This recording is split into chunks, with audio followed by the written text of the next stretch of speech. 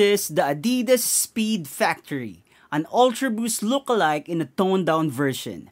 The knit is soft and smooth, not like the Prime knit. It's not snug but offers just the right fit and comfort to cover your foot. The tension tape-like patches is a great design to hold the upper and the lace system. The tongue, sock-like construction, and the heel is the weakest component of the shoe. It doesn't hold your foot properly and it's a bit loose. The boost construction is different and the design is specifically for forefoot runners. Lastly, it has a floating torsion system and a poor stretchweb outsole. If you're planning to buy one, you can go true to size and it's now available at the Adidas app for $200.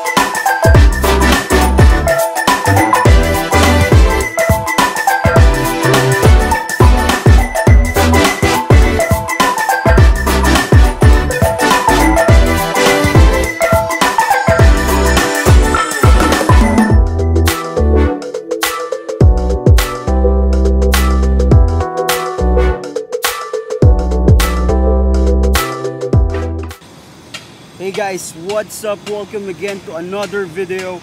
And to all the new subscribers, thank you for supporting the channel. And if you haven't yet subscribed, please do. To all the people who are giving comments, suggestions, and feedbacks, I really appreciate it. Today we're going to talk about the Adidas Speedfactory AM4 London 2017 edition. Right now at the Adidas app North America, not Asia, you can buy the Speedfactory AM4 London for $200, and the difference is it's all green.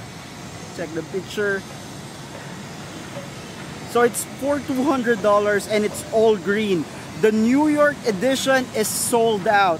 Now the AM4 London is still available as of this moment. So this is the 2017 edition with the green and blue. This is all green. So I bought this at the Sneaker Expo Manila, and I bought it at a resale price. So right now at StockX it's around $230 or $250. But this one I bought it at a higher price range. So the question is, but before that, I'm going to give you an idea about the Speedfactory. So the Speedfactory is a new advanced technology in manufacturing as a running shoe specifically tailored for the runner in his own city.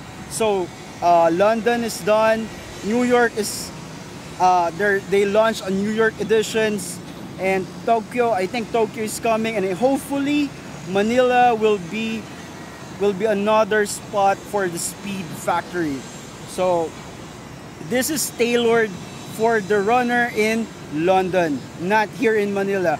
So my criticism, my review may not be, I will not criticize it as a bad running shoe because it is not tailored for Manila runners.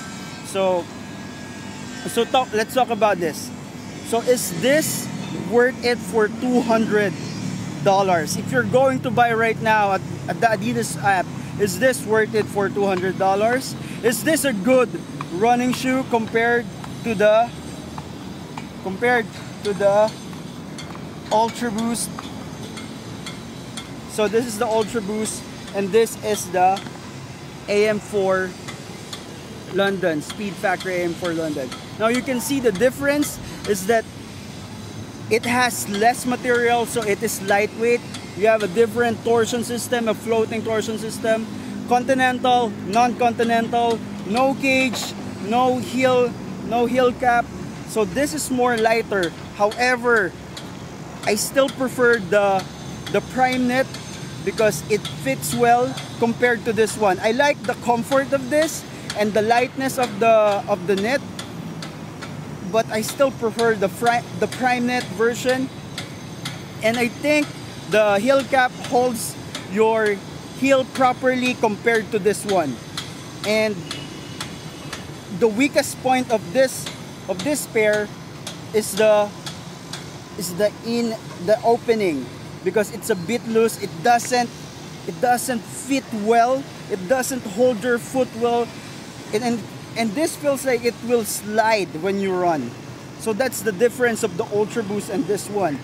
In terms of boost technology, the Ultraboost technology is still much more comfortable. Now it has different boost construction. It has more boost at the front for forefoot runners, but actually the difference is not that high. When you use this, you can notice that the Ultraboost is still comfortable, and I will still prefer this for running. That's why the next question, is this good for running? Now, like I said, I cannot say that this is bad because this is not tailored for the runners here in Manila. It's for the runners at London. So I would say that this is not worth it for $200, and there are much better running shoe under that price range. So this is the Pure Boost. So the Pure Boost is around $150. There is a Pure Boost Climber right now. I'm planning to buy one, but I don't think so because I bought this. I don't have money anymore. But yes, speaking of which, the performance, the boost quality is comparable to the Pure Boost, and this is only $150, and this is only this is $200. So you can see the difference. I like the overall design, the concept, the idea is not bad. It's minimal, it's lightweight, and it's different. That's why I bought this. It's different. When I use this here in Manila, people will notice this. Oh, that's the Speedfactory. He's not wearing just an Ultraboost. You get my point. But this is not worth it for $200. I would say this will be good at $160 or $170 or $180 because it doesn't have prime knit, not continental grip, and functionality wise, there are better other running shoes. So that's it, guys. So I like this because it has different design, but overall it's not really worth it. Just go for the Ultraboost. But if you don't have money, this is a great buy for a running shoe for $150. And you don't have $150, you just have $100, go for the Adidas Beyond. If you don't have $100, you just have an $80, go for the Adidas Cloud Phone. Guys, thank you for watching the video. I hope you like it. Don't forget to hit that like button. See you on another video.